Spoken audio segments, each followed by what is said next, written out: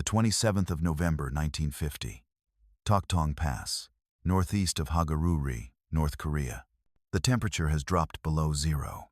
Wind claws across the mountains, cutting through layers of cold weather gear like knives through paper.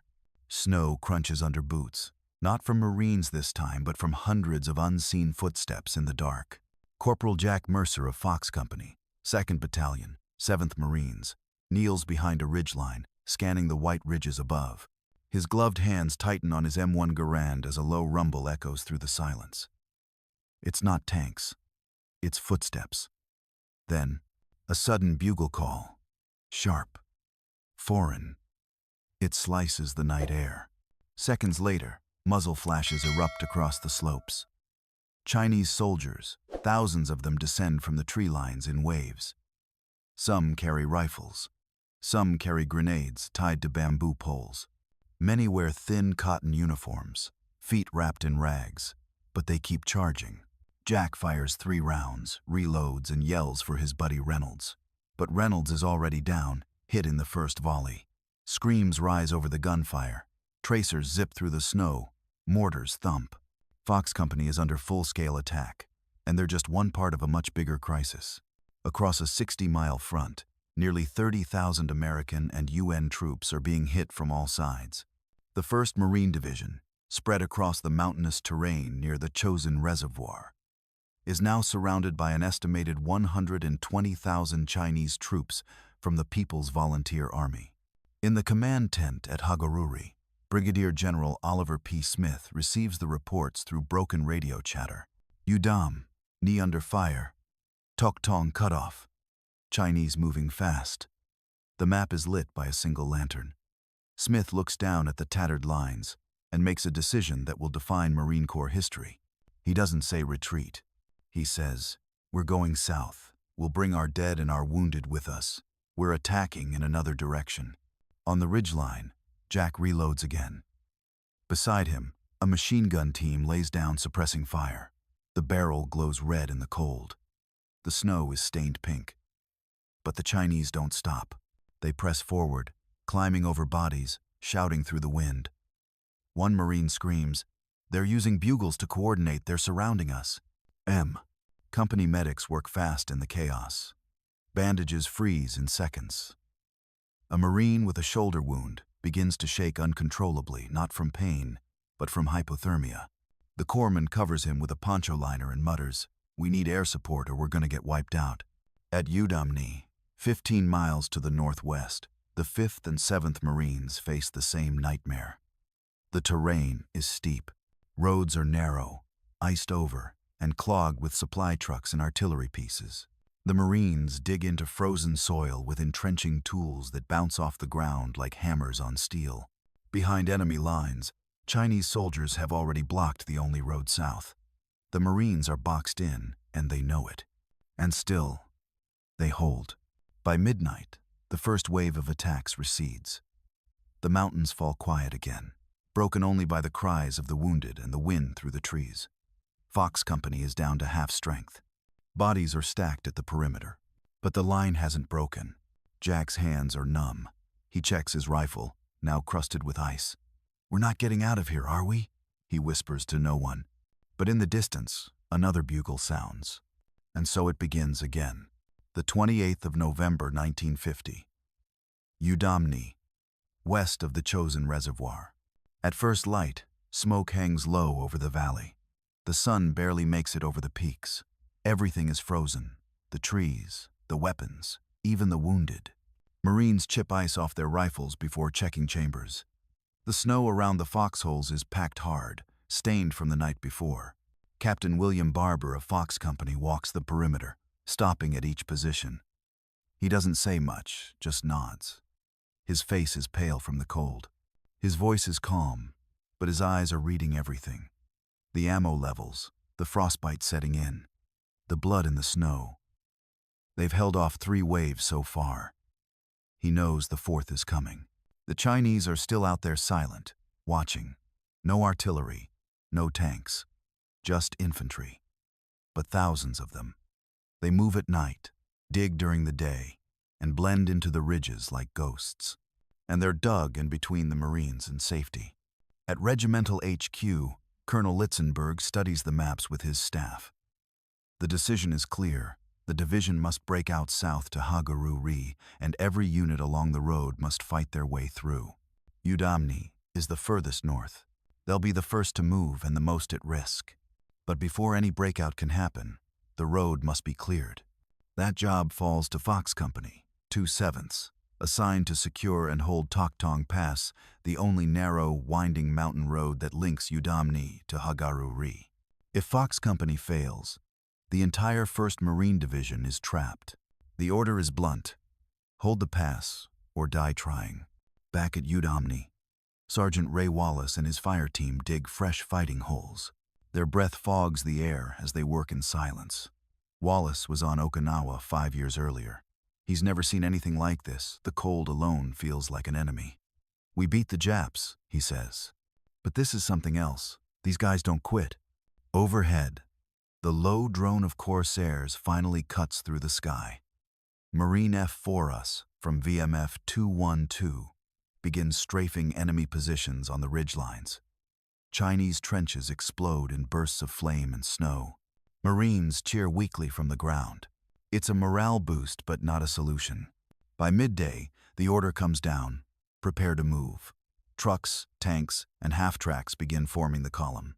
Wounded Marines are wrapped in blankets and loaded into anything with wheels. The dead are frozen solid, their bodies stacked carefully for evacuation. No one will be left behind. Lieutenant Colonel Raymond Davis gathers his battalion commanders. "The Chinese are trying to choke this valley," he says. "We break south now, or we get buried here." N0. The breakout begins that evening. The 1st Marines roll out of Udamni at dusk, engines rumbling through the snow. Tanks take point, infantry fan out on either side. Every man knows what's ahead: ambushes, blown bridges, and roadblocks. Behind them, artillery pounds the ridges. 105mm howitzers fire round after round to cover the movement. One gun jams from the cold. The crew urinates on the breech to warm the mechanism enough to fire again. As the lead elements reach Toktong Pass, Fox Company has already begun climbing. It's a 3-mile hike in full winter gear, up steep switchbacks and through chest-deep snow. Some men collapse from the altitude and cold. Others press on in silence. They reach the crest just before midnight. And that's when the Chinese attack. No bugles this time. Just sudden bursts of gunfire and flares. Fox Company hits the ground and returns fire. Grenades go off in the tree line. Marines fight hand to hand in the dark. A radio operator takes a bullet through the neck. Another Marine knocks out a machine gun nest with a satchel charge. Captain Barber calls for air support, but the cloud cover is too thick. They're on their own. By dawn, they hold the pass, but barely. 60 wounded, dozens dead. And they know the next night will be worse. But they do not fall back. Fox Company digs in. They stack rocks, reinforce foxholes, and distribute the last of their grenades. The snow is soaked in sweat and blood. The road remains open barely. Behind them, the rest of the division pushes forward. The breakout has begun. The 29th of November 1950, road south of Udamni. The column stretches for miles. Tanks, jeeps, trucks, walking wounded. Engines groan in the cold. Ice coats every exposed surface. Marines march beside the vehicles, rifles slung across their chests, eyes fixed on the tree lines. Every ridge could hide an ambush. Every bend could be their last. Lieutenant Colonel Raymond Davis leads the 1st Battalion, 7th Marines, along the narrow mountain road. He knows the path is exposed. Avalanches on one side, steep drops on the other. Chinese forces have already cut it once before. They'll try again. Behind them, artillery fires in timed volleys, suppressing suspected positions along the hills. The blast echoes bounce through the canyons like thunder, but it's not enough to stop what's coming. At 0930 hours, the Chinese strike. Machine guns open from both sides of the road. Mortars land among the lead vehicles. A supply truck explodes in a ball of flame. Marines dive for cover in the ditches, returning fire with rifles, bars, and grenades. "Ambush! Left ridge!" someone yells. Davis grabs a radio. "Get me supporting fire now." Corsairs arrive 10 minutes later, dropping napalm and rockets. The ridge disappears in flame.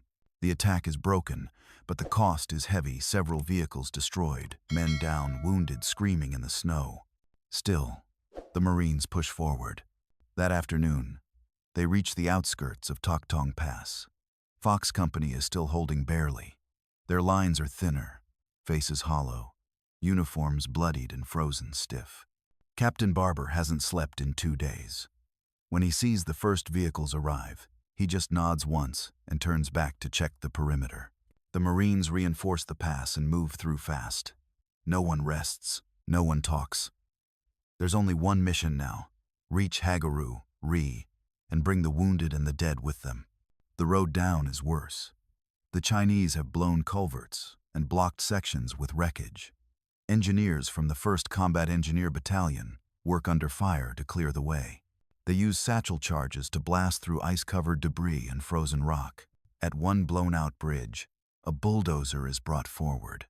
A Marine driver named Sergeant Kinney chains himself to the machine so he won't slide off the icy edge. Under sniper fire, he pushes forward foot by foot until the gap is crossable. The entire convoy watches in silence as he finishes the job and climbs off the dozer, shaking from exhaustion. By nightfall, the division is stretched across 10 miles of mountain road under constant threat. At the rear, the 5th and 7th Marines form a rear guard. They're hit hard by Chinese probes. Flares light up the sky. Shadows move in the tree line.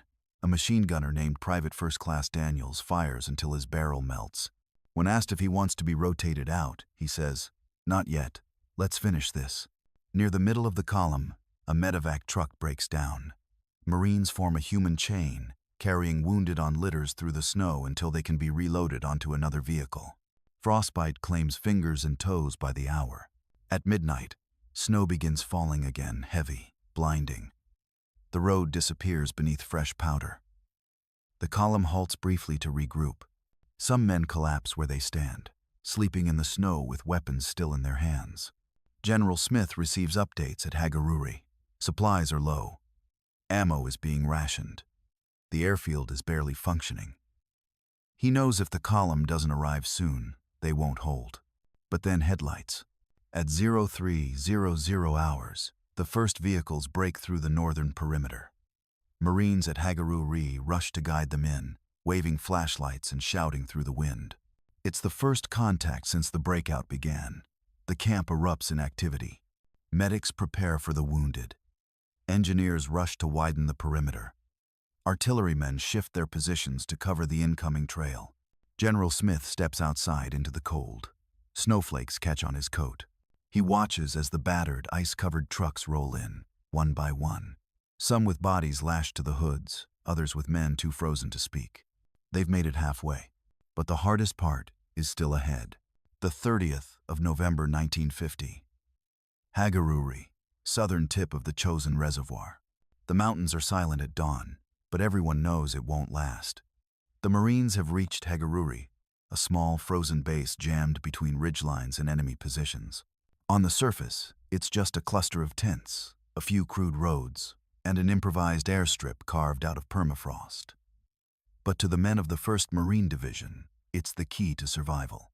Lieutenant Colonel John Partridge stands on the snowy berm near the camp's edge, binoculars scanning the tree lines. His men from the 1st Marines have been digging in for days, turning the shallow basin into a fortress. Sandbags are frozen solid, trenches carved into ice, barbed wire tangled like vines across the outer slopes. He lowers the binoculars. They're coming soon. The Chinese know what Hagaru is, the division's lifeline. If it falls, the rest of the Marines strung out across the mountain road are done. That's why they're massing in the hills to the north and east. Reports estimate more than 10,000 Chinese soldiers within striking distance. Inside the perimeter, the situation is tense. Supplies are critically low. Ammunition has been burned through faster than expected. Water is ice. Food is hard biscuits and frozen cans. Wounded Marines fill the aid station, many suffering as much from the cold as their injuries. At the edge of the makeshift airstrip, Navy Seabees work around the clock, trying to level and clear enough ground for C-47 transports to land. They use explosives to break through the frost line and spread gravel by hand. There's no machinery that works up here, only sweat, shovels, and willpower. Captain Bill Barber's Fox Company finally limps in just before noon, after holding Toktong Pass for 5 straight nights. Less than half of his men are still able to walk. Some have feet black with frostbite. All are bone-tired. They are greeted with quiet nods, no cheering. Just a few handshakes and some coffee, heated over a barrel stove. Barber walks straight to a radio post and reports to command. The pass is open for now, but they're right behind us. At 2,200 hours, the Chinese attack. They come from the ridges east of the camp, in screaming waves. Bugles pierce the night, followed by machine gun fire and the distinct crack of mortars. Marines along the perimeter open up immediately. Muzzle flashes light up the ridgelines like strobes.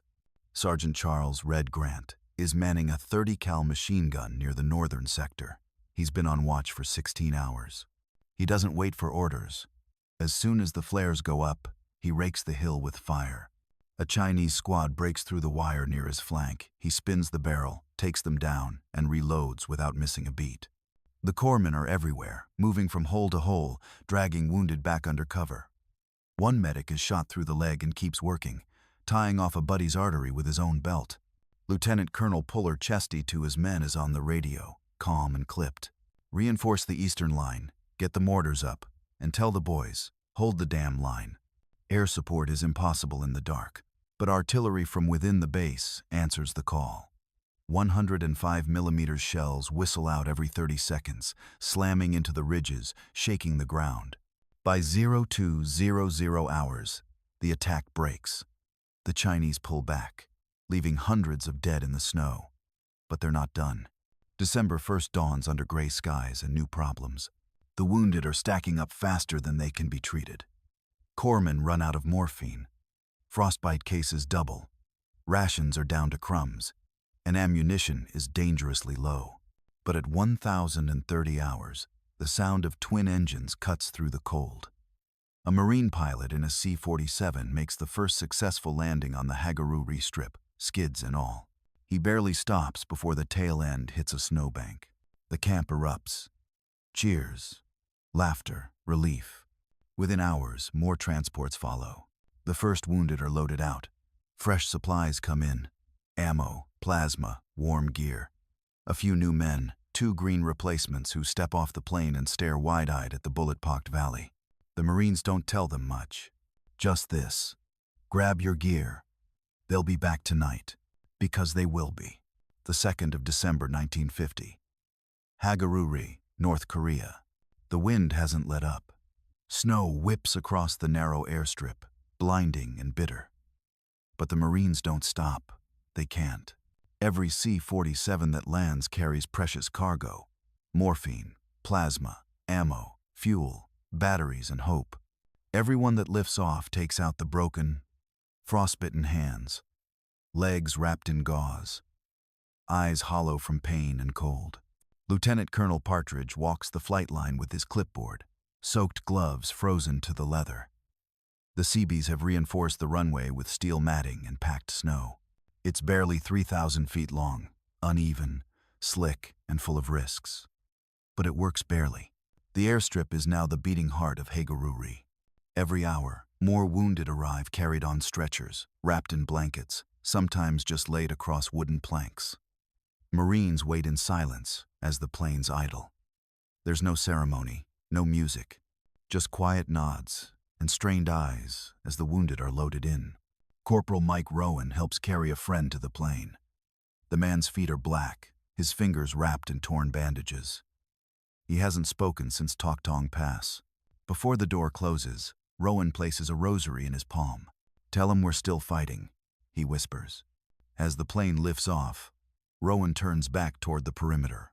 In the command tent, General Smith pores over the latest map updates. The division is still scattered. Units from the 5th and 7th Marines are slowly fighting their way in from Udamni.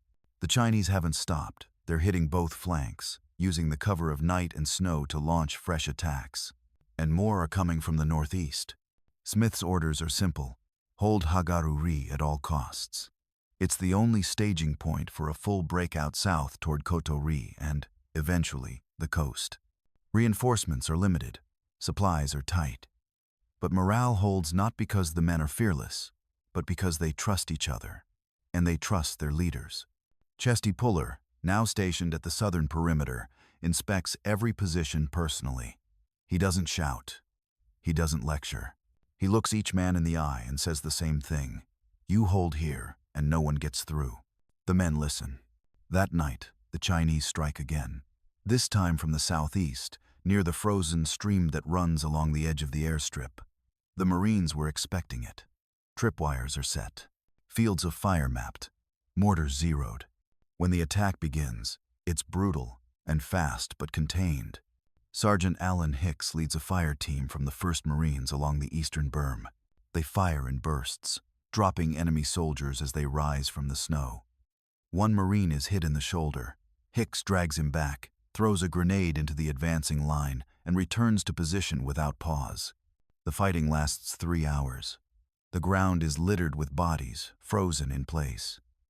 Some attackers wore no gloves. Their hands are blue. By morning, another C-47 touches down its wheels, barely kissing the strip. It brings crates of 30-06, belts of 50 cal, and stacks of radio batteries. Just as vital, it brings more word from higher command. X-Corps is pushing to reach the Marines, but the Chinese are pressing everywhere. Haegaruri must continue to hold and serve as the fallback point for the entire division. Throughout the day, flights in and out don't stop. C-47 seconds. C-119 flying boxcars. Even a few light recon planes bringing in updated maps and orders. Each landing is a risk. There's no radar, just smoke markers and white sheets laid on the snow. A few don't make it. One plane overshoots the strip, skids into the bank, and breaks its nose. The pilot survives. The plane doesn't. No one complains. They just drag the cargo out by hand and get back to work. By nightfall, nearly 500 wounded have been evacuated. Dozens of reinforcements flown in. The line holds. The camp lives. But the men know what comes next. They're not staying here. They're punching south through the mountains, the roadblocks, the ambushes, all the way to the sea. And not one of them plans to leave anyone behind. The 6th of December 1950. Haegaruri to Kotori, North Korea. It begins at dawn. No speeches, no rallying cries, just boots and snow, diesel engines grumbling in the cold. The Marines are moving out finally, but this is no retreat. It's a fighting withdrawal. Every man knows it. Every man accepts it. The road to Kotori is 11 miles long, winding, narrow, frozen, flanked by steep ridges and exposed slopes. The Chinese own the high ground. The Marines own the road for now. At the front, tanks from Company D, 1st Tank Battalion rolls slow and deliberate, barrels scanning the hillsides. M4A3 Shermans groan under the weight of ice and ammo. Tank crews ride with hatches open, scanning constantly. Their job is to punch through any roadblocks and keep the convoy moving. Behind them, infantry from the 5th and 7th Marines fan out along the flanks. Each company moves in formation, rifles ready, watching the trees. Trucks follow, packed with wounded, gear, and supplies. The column stretches over a mile, and everything depends on timing. If they stall, they die. Captain Bob Taplett walks with his company near the center of the line. He carries his rifle slung but loaded, moving from man to man. Eyes up, he reminds them. Don't bunch, and if they hit us, hit back harder. By midday, the snow starts falling again. Visibility drops. The world narrows to 30 yards in every direction. Footsteps disappear behind them in seconds. Then, the first explosion. A mine takes out the lead jeep. Flames shoot into the air. Marines dive for cover. Chinese snipers open up from the ridge. The ambush has begun. The tanks turn immediately, spraying the hills with 50 cal fire. Infantry rush the ditches, returning fire in short, disciplined bursts. A mortar team sets up behind a snowbank and starts walking rounds up the slope. Lieutenant Craig Benson, A forward observer calls in coordinates. Grid 223 to 118. Repeat fire for effect. In less than 5 minutes, the ambush is broken. 10 enemy dead on the hillside. More flee into the trees. No Marine casualties this time. But this is how the day will go. Move, contact, fight, move again. The Chinese aren't trying to stop the column in one strike. They're bleeding it, slowly, through ambushes and harassing fire. And it's working. By nightfall, they've only made it halfway. They halt at a wide turn in the road, nicknamed Hell Bend by the engineers who tried to clear it days earlier. The ridgeline here is steep, perfect ground for another attack. So the Marines dig in. Machine guns cover the slopes. Mortars are plotted and ready. Flares are stacked in crates. And the line waits. At 0100 hours, the Chinese come. They hit the rear first, a wave of riflemen charging out of the dark, screaming and firing blindly. The rear guard fires back with discipline. A bazooka team knocks out a Chinese heavy machine gun position with a direct hit. At 0215, another wave hits the front of the column. This time, they come in silence. No bugles, no shouting, just snow-softened footsteps and cold steel. They breach one truck position before being driven back by grenades. A flamethrower team clears the ridge above the bend. The smell of burnt cloth and cordite fills the air. By 0400, the attacks end. The Marines hold, but casualties mount. 24 wounded, 7 killed. Dozens more showing signs of frostbite. One man's boots froze to the ground. Corpsmen work by flashlight, wrapping wounds, injecting morphine, checking for black toes. But no one asks to be pulled out. They all know the same thing. If they stop now, the rest of the column won't make it. As the sky begins to lighten, the order comes down, keep moving. The column begins to shift again, slow, steady, disciplined. Every ridge they pass is a victory. Every mile is earned. At the front, a tank crushes through a fallen tree blocking the road. On the side of the hull, someone has painted 2 words in white chalk. No one left. The 7th of December, 1950. Koto-ri, North Korea.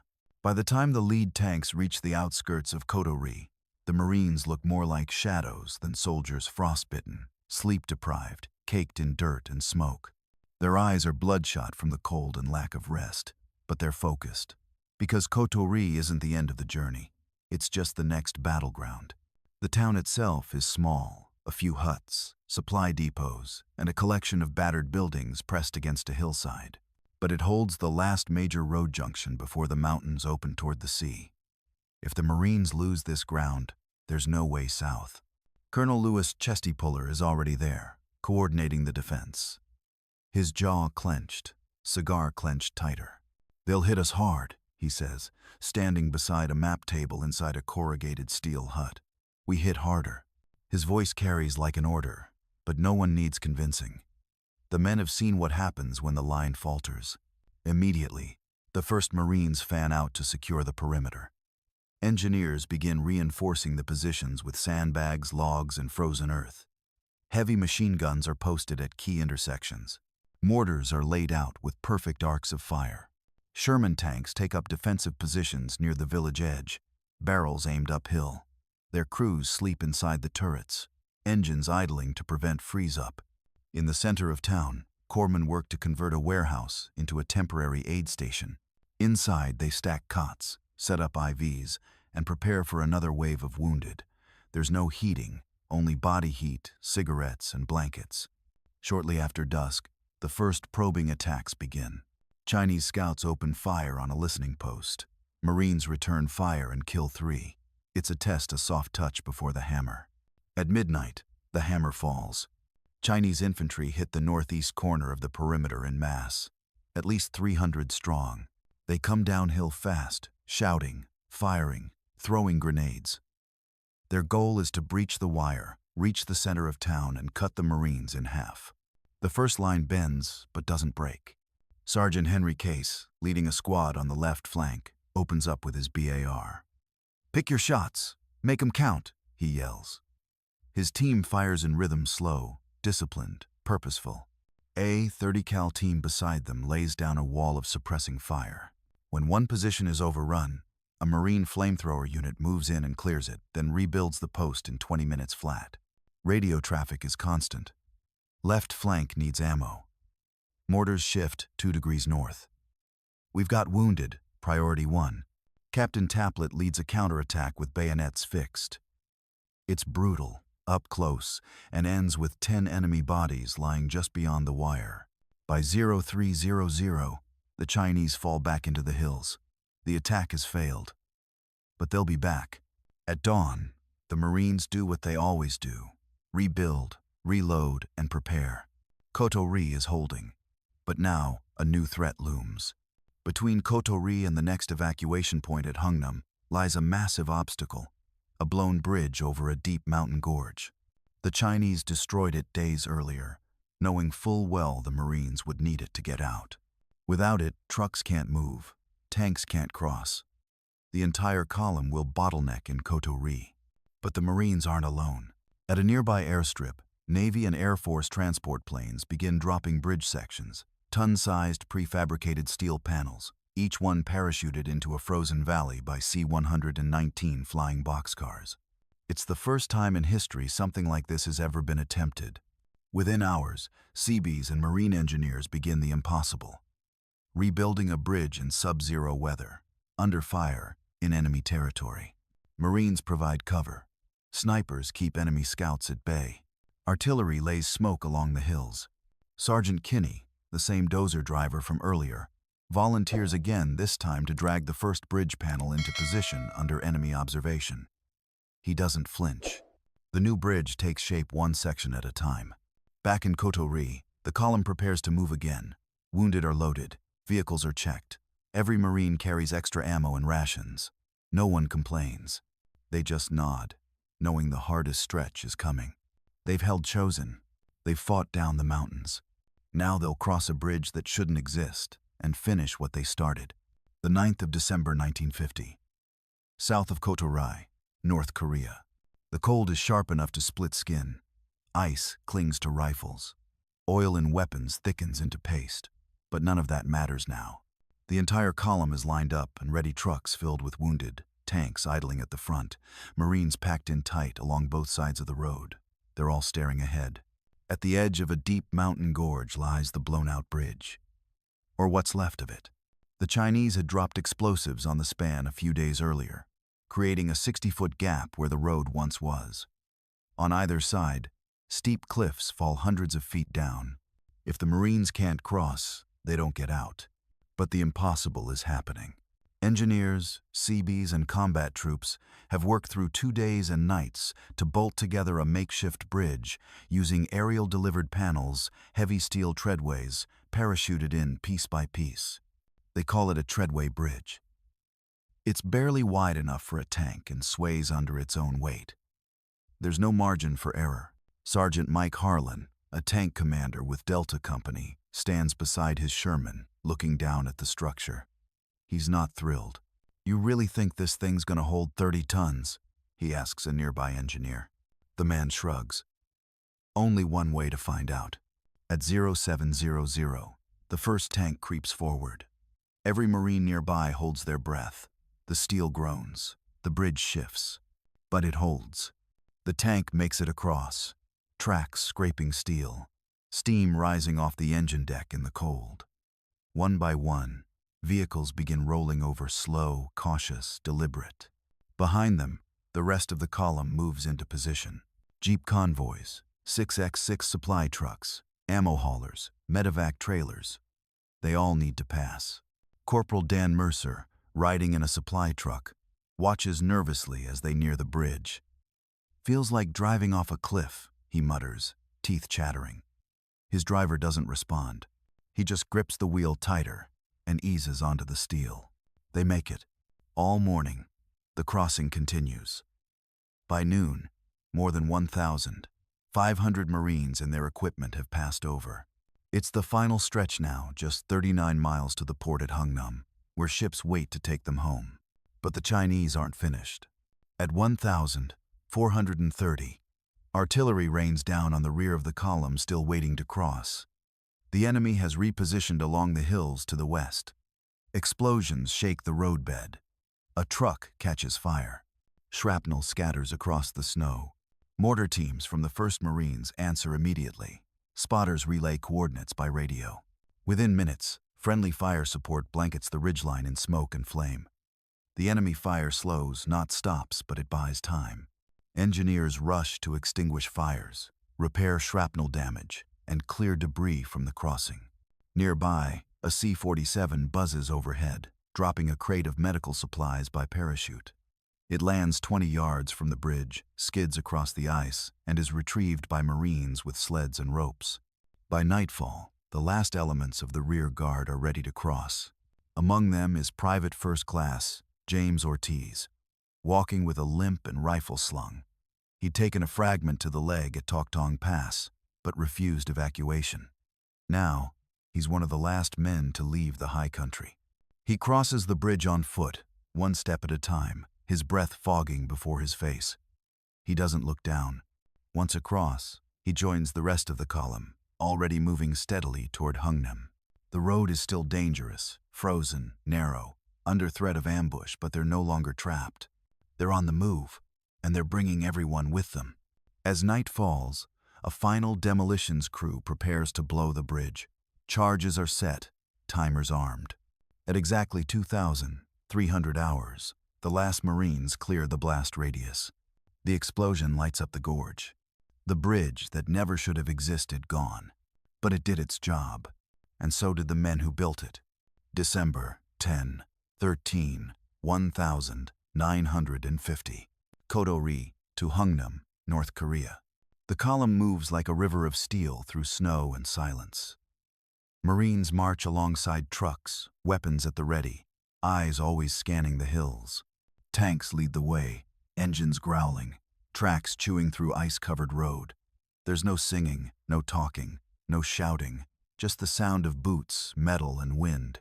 The final stretch to Hungnam is long, nearly 40 miles of frozen road through mountain passes and narrow valleys. It's the last leg of the breakout, and everyone knows it's the most vulnerable. The Chinese haven't given up. They still control much of the high ground, and they're still probing the flanks. Every time the column stops, every time a vehicle slips or breaks down, everyone tightens up.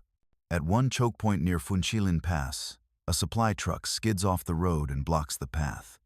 Within seconds, engineers and grunts are out in the snow with ropes, tools, and axes. No one waits for orders.